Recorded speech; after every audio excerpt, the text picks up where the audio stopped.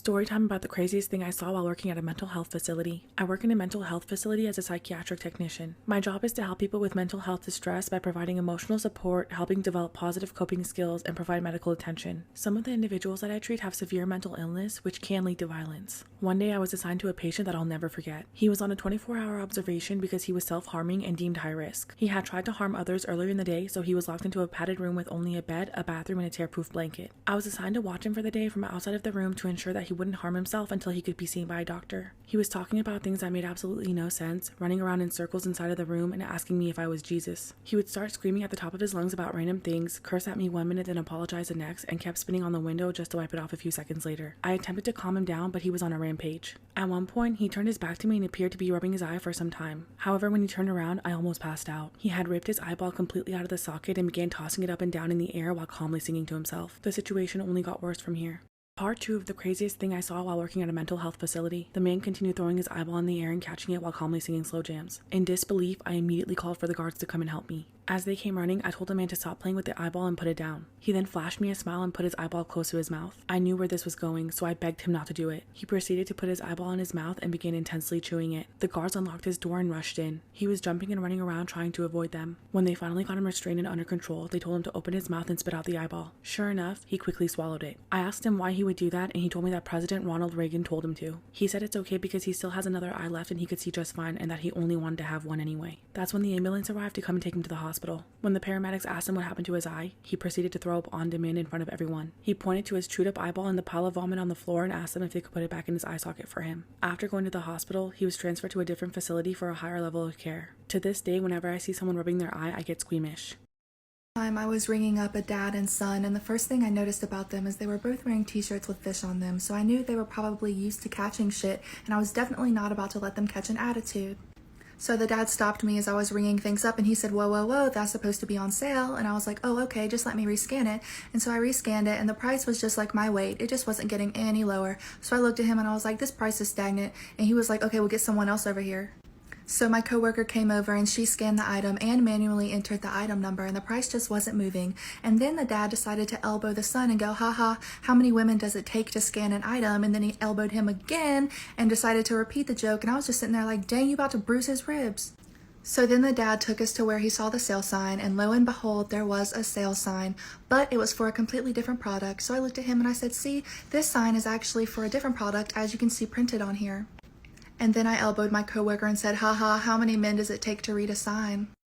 Family who is extremely homophobic ended up kicking me out and replacing me with my best friend. My family is absolutely awful when it comes to topics about the LGBTQ plus community. Literally any mention of it and they get extremely upset, which sounds like they're suppressing something to me, but I had a friend that we can call Katie and my family absolutely adored her. Every Christmas they would buy her presents. She would spend family movie night with us and they honestly treated her like she was the favorite daughter. So one day I made the decision to come out and I decided to talk to Katie about it. She was literally so supportive and so respectful that I gained the confidence to talk to my family about it. Bad idea. Hell striked and they immediately kicked me out of the house. So I found myself on a schedule of switching from couch to couch at different friends' houses. One particular night that was really hard for me, I decided to go visit them. I was missing them and also hopeful that they might accept me back in. And as I approached the house, my best friend was over there. She was playing games and doing family movie night with them, and so I decided to knock on the door.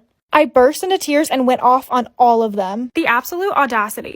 To my homophobic family kicking me out of the house and replacing me with my best friend. So I cannot believe the audacity of my family literally replacing me with Katie. Not only was she just over there for movie night, but they had actually moved her into my room, the room that I was raised in. I felt so much fury that I had to walk around the neighborhood for a while just to calm down. But eventually I just started to walk back to the house that I was staying at. Once I got in, Katie messaged me. She apologized for being such a bad friend, but then she said she had a secret. And she came out to me as bisexual and begged me not to tell my family. She felt like my family was her own and she didn't want to get kicked out. I was so frustrated that she was keeping the same secret that I had in my house, but she's getting to actually stay at my house. It has been a full year now and she is still with them to this day. But thankfully, I'm now living with my boyfriend and his family has accepted me as bisexual. I am honestly so much happier and better off. If you guys have a story that you'd like to share, follow me and DM me on So this is a story time about how I became best friends with the girl that my boyfriend cheated on me with. So when I met this guy, we'll call him Bronson, there was an immediate attraction. He was a Sagittarius, so he was super charming, life of the party, and it didn't take long for us to start talking.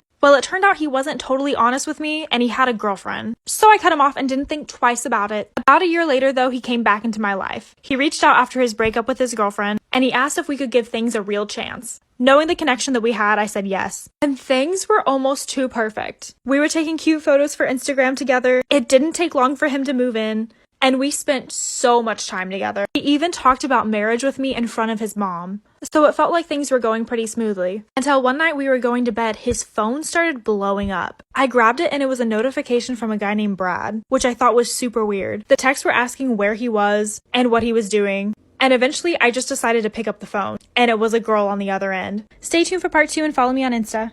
Alright, so here's part 2 to becoming friends with the girl that my boyfriend cheated on me with. When there was a girl on the other end, I was like, what is this? And why are you calling my boyfriend's phone? And she was confused. She was like, boyfriend? I thought you were just being his supportive friend. It turns out him and his ex were still seeing each other. I was pissed and woke him up. And he had the nerve to try to tell me that she was being the crazy one. Like, obviously you've been seeing both of us. We're not that stupid. And she even sent me the screenshots to prove it. And he still had the nerve to deny it. I kicked him out of my house and we didn't talk for a while until one day he managed to work his way back in. I, being stupid, forgave him and decided to try things again. It happens to the best of us. Things seemed okay again, but he told me during our time apart he was couch surfing and he didn't actually have a place to stay, like he was just homeless. So I offered to let him live with me again. That night that he moved back in, I received a call from his ex. We'll call her Ashley. And Ashley goes, no, he's been living with me this entire time. Stay tuned for the last part and follow me on Instagram.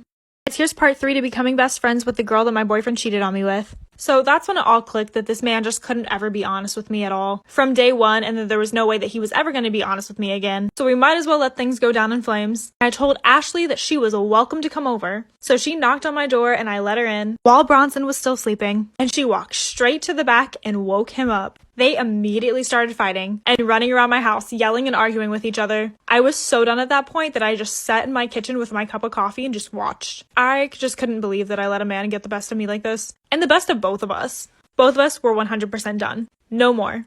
And we decided to become each other's support system to avoid getting back together with him. Nothing brings two girls together like a hate for a man. Now, not only is she my good friend, but she is also my roommate. Sometimes toxic men can bring two people together. Follow me on Instagram for more content, and if you have a story, DM me.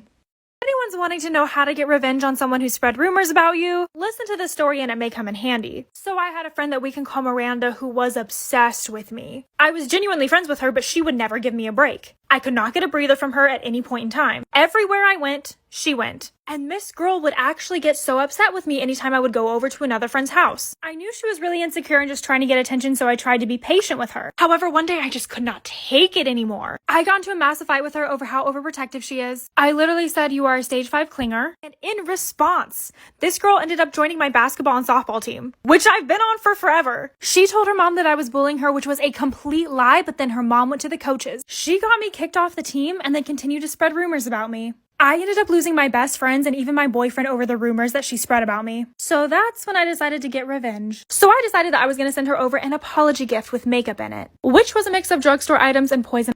I got revenge on my obsessive best friend for spreading rumors about me. So I put together an apology gift for her for bullying her, even though I did not. The gift that I put together was some makeup I got from Walgreens, but I decided to add some poison ivy to the eyeshadow so that she would get a rash. I then set up a hidden camera and watched as she put it on. And as expected, the rash started to form. After she noticed, I started to tell her off and accuse her of all the stuff she did to me. And she was so pissed that I managed to get a confession out of her. She was very much just like, yeah, I did that. Literally over me not wanting to spend every waking second with her. And the best part of it is that she threatened me on camera. So I cut out the part about the poison makeup and told her if she didn't tell my friends, coaches, and significant other what she was doing, I would send the video to everyone. So she admitted to all of her crimes and I got back on the team. I got my friends back and my boyfriend apologized. I ended up totally fine and she ended up losing credibility with basically everyone. If any of you guys have a story you'd like me to share on my TikTok, follow my I've worked in some super divey dive bars, but they were some of my favorite places to work. That being said, you had to have eyes like a hawk.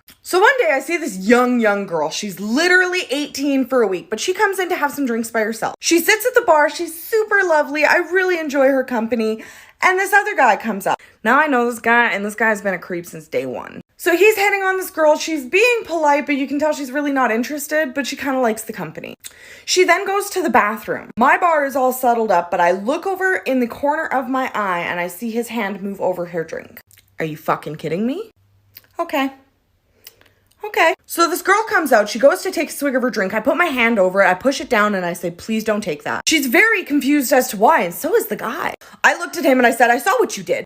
He plays stupid. I have no idea what you mean. Yes, you fucking do. Part 2 will be right away. Part 2 is shady guy at the bar. I look at the guy and say, you didn't touch her drink, right? He is offended. How dare you insinuate I would do anything like that? Then drink it. What? You didn't do anything to it. You didn't touch it, right? So it's perfectly fine for consumption. Drink it. If you do, I'll buy your drinks for the rest of the evening. At this point, my regulars know what's going on and they are not happy. And I don't have bouncers, but they're behind him. I said, drink the drink. He refused. Then one of my biker buds, drink the fucking drink. By this point, this guy is white as a sheet. And he goes, I'm just gonna leave. No, you're not. Now he makes the mistake of trying to fight one of the guys. It was a really bad idea. And there was also cameras in that bar. I mean, he left with a police escort in an ambulance. If you're gonna be a shady fuck, you will get caught and you will bleed. That's my promise.